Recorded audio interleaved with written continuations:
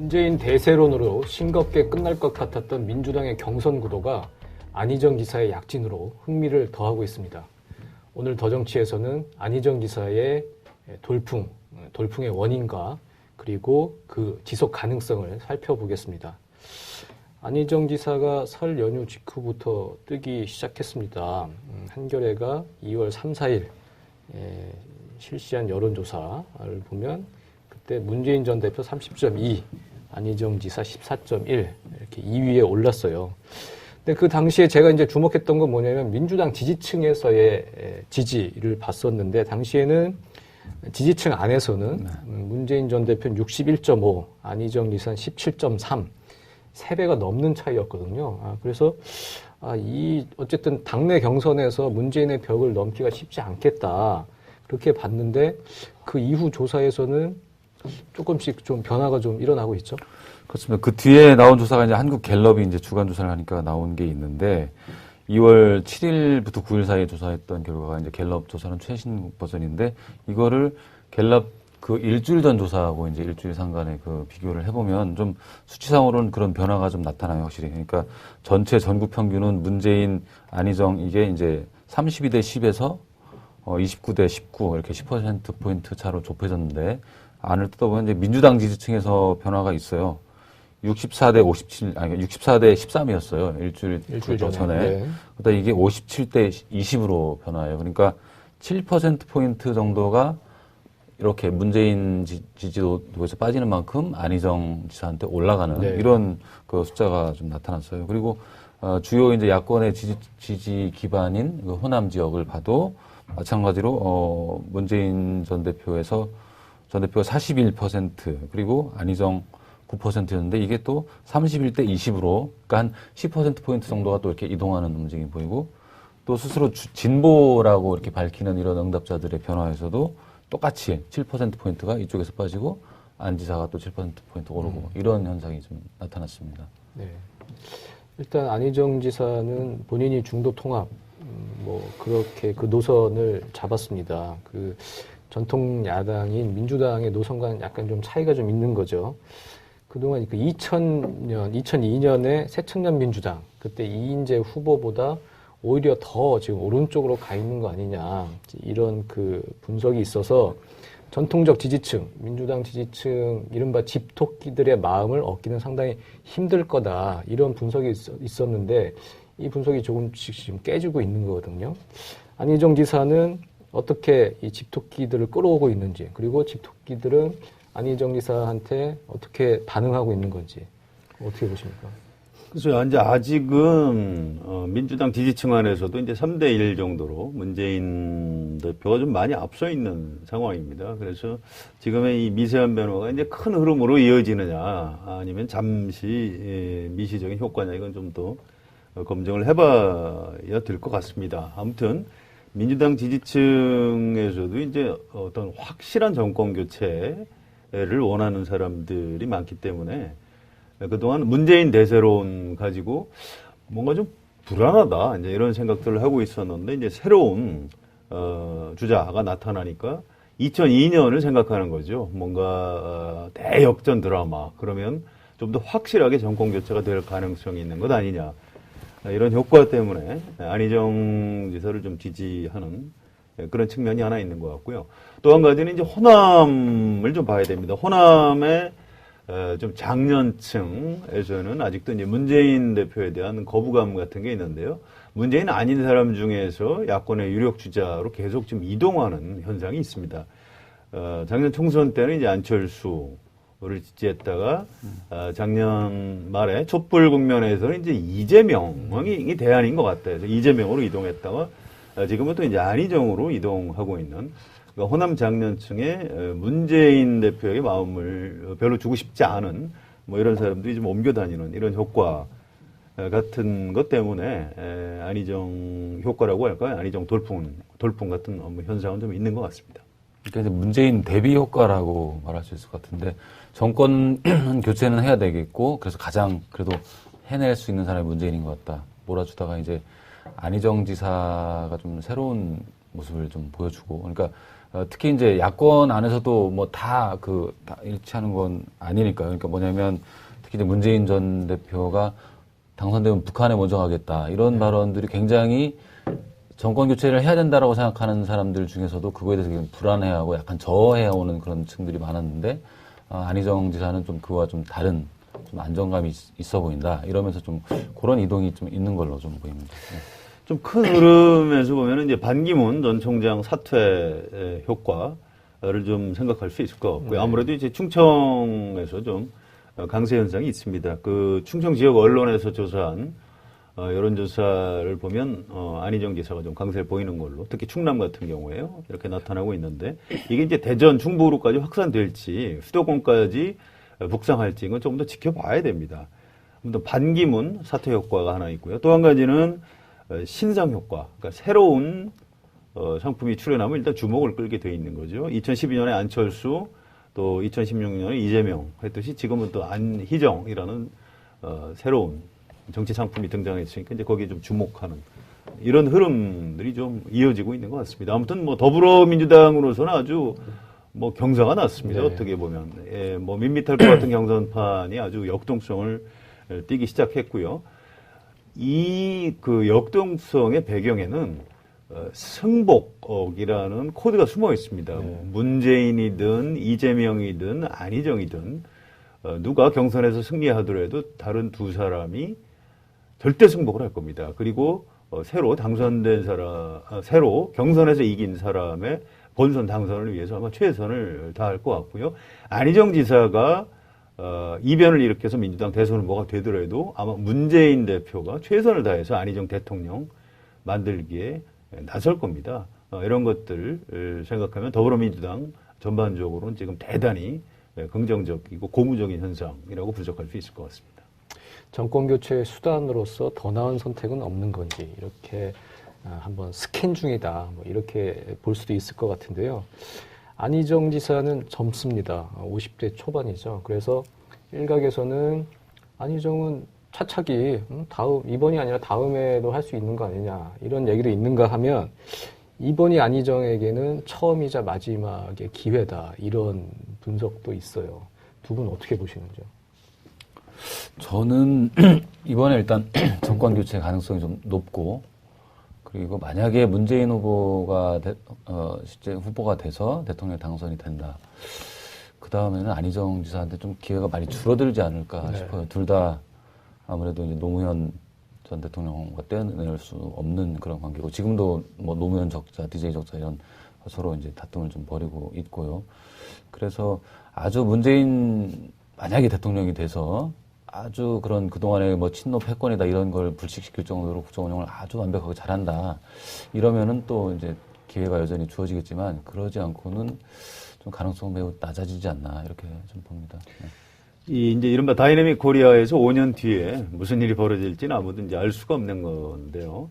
저는 이제 과거에 노무현 전 대통령을 이제 회고를 해보면 노무현 대통령이 된 게 2002년도입니다. 네. 그런데 1992년에 노무현이라는 사람이 낙선을 하고 야당의 최고위원을 할 때 1993년, 1994년에 차기 정치 지도자 여론조사 이런 걸 하면 노무현, 뭐 이부영 이런 사람들이 상당히 그 인기를 끌었고요. 특히 이제 정치부 기자들을 상대로 한 조사에서도 여론 지도층을 대상으로 한 조사에서도 아주 그 높은 점수를 얻었었습니다. 그랬던 노무현이 10년 뒤에 실제로 대통령이 된 거죠. 저는 안희정이라는 아주 괜찮은 정치인이 지금 막 등장을 중앙 정치 무대에 했기 때문에 이 사람의 이제 그 잠재력은 5년 뒤 또는 10년 뒤에도 얼마든지 발현될 수 있다. 이미 사실은 성공한 정치인이 됐다. 미래는 상당히 밝을 것이다. 이렇게 예측을 합니다. 네.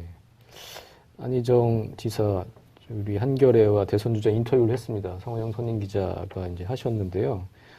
그때 어떤 경로로 대통령이 될 거냐 물으니까 대통령이 어떻게 되려고 하시는 건지 대통령 당선까지 경로를 좀 압축해서 설명하신다면 뭐라고 말씀하시겠어요? 간단합니다. 민주당 후보가 되고 이기는 겁니다. 아, 그런가요?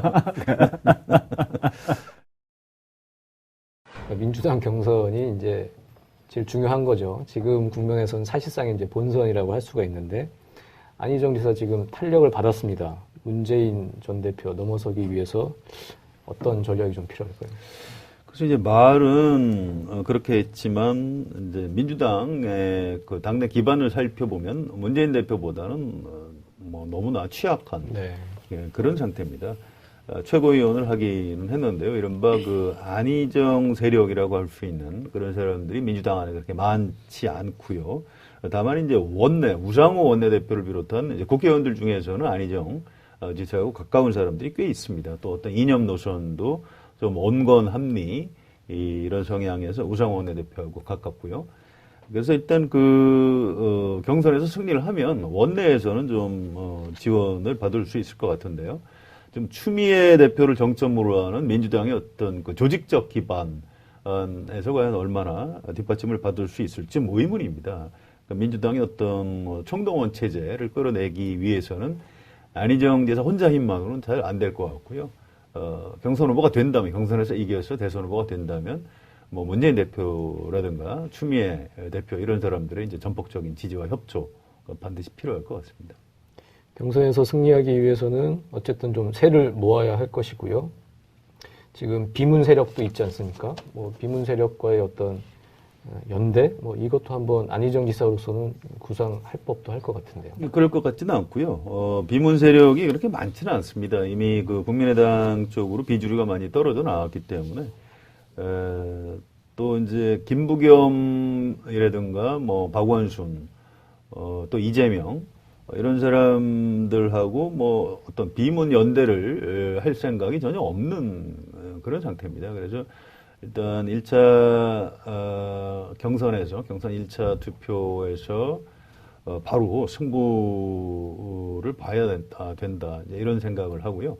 1차 경선 끝나고 나서 결선 투표에서 뭐 연대를 한다든가 이런 생각을 하고 있는 것 같지는 않습니다. 네. 일단은 문재인 전 대표 대세를 자부를 했는데 지금 긴장하지는 않을 수 없을 것 같아요.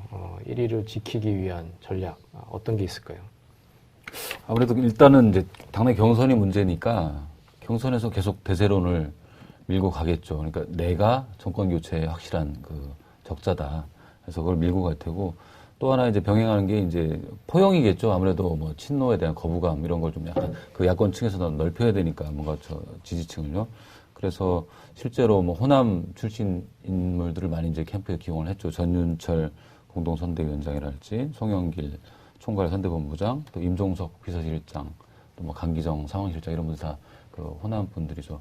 이런 식으로 해서 좀 포용 전략을 이어가면서 할 테고, 그리고 이제 중요한 거는 앞으로 이제 경선 막바지 그리고 또 본선에 들어가서도 마찬가지일 텐데 새누리당이나 그러니까 자유한국당이나 이런 쪽에서 아마 이른바 친노 세력들을 겨냥해서 뭐 제2의 뭐 최순실이다 뭐 이런 이제 공격을 많이 해올 가능성이 높죠.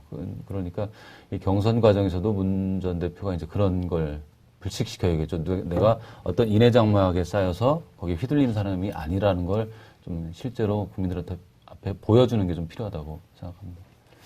문재인 대표 쪽에서 뭐 별로 그렇게 긴장하는 것 같지는 않고요. 뭐 긴장하는 척은 좀 하는 것 같습니다. 안희정 지사의 이제 확장성에 좀 한계가 있다 이렇게 보는 것 같고요.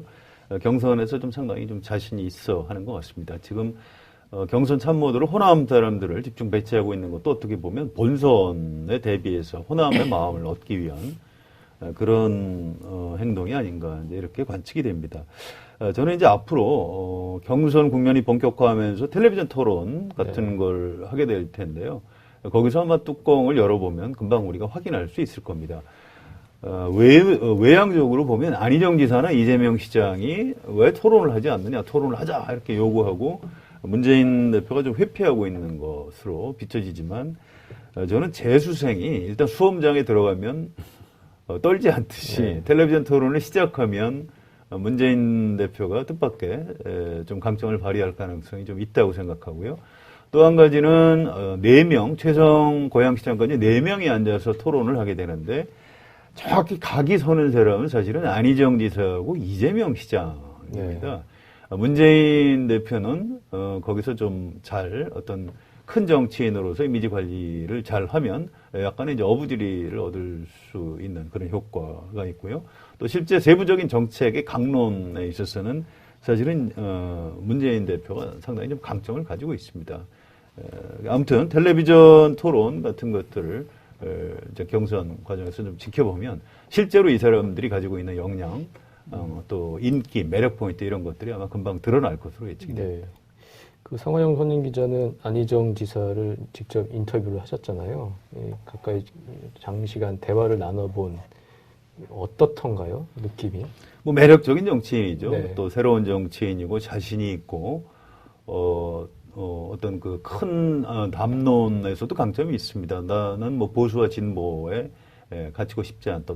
또 대한민국이 통합의 리더십을 발휘해서 국민들을 이제 한 단계 도약시켜야 한다. 어떤 비전을 제시하고 이런 그 대단한 강점을 가지고 있고 더구나 이제 그 얘기를 하는 사람이 굉장히 젊다는 것이 강점입니다.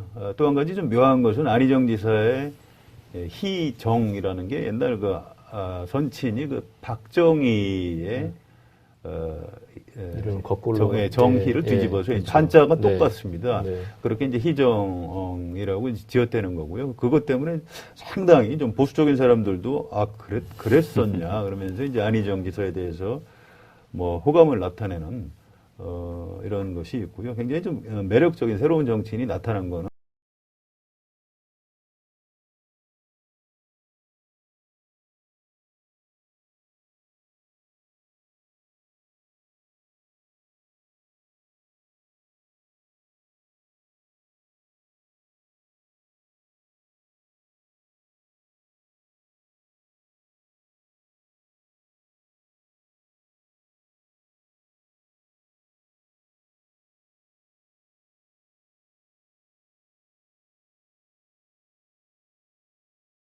되게 유리한 건지 어떻게 보십니까?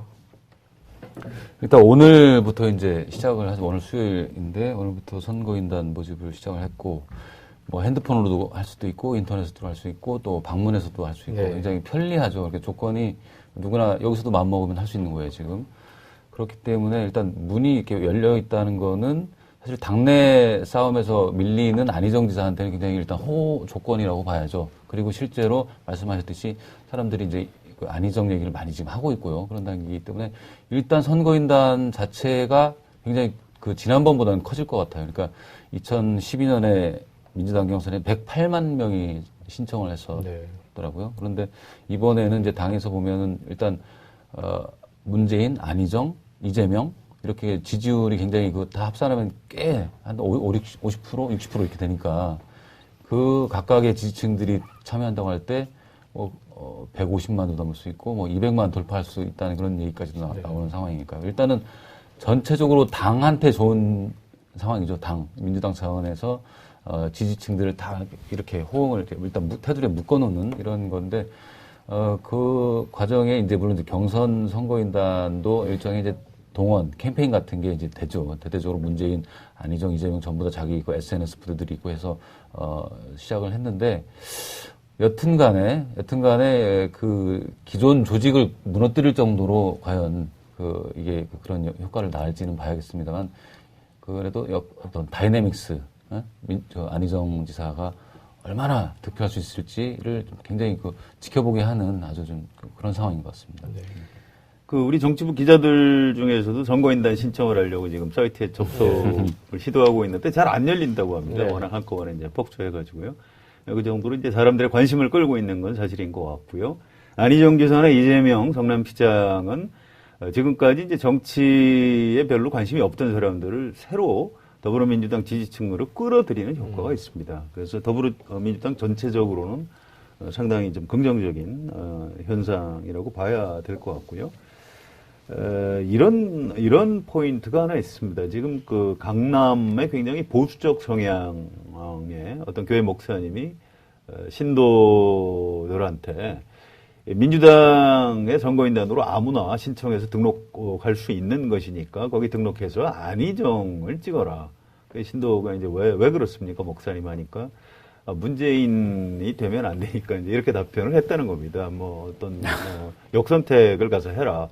미국의 공화당하고 민주당에서도 오픈 프라이머리를 시행할 때 상대 정당의 약한 후보를 가서 뽑아놓으면 우리 정당 후보가 이기지 않겠는가. 이제 이런 걸 전략적 선택이라고도 하고 학술적으로는 전략적 투표 이렇게 표현도 하고요. 우리 이제 언론 용어로는 역선택이라고 합니다. 그런데 실제로 그러면 매우 보수적인 성향의 유권자들이 민주당 선거인단에 등록을 해서 찍을 것이냐.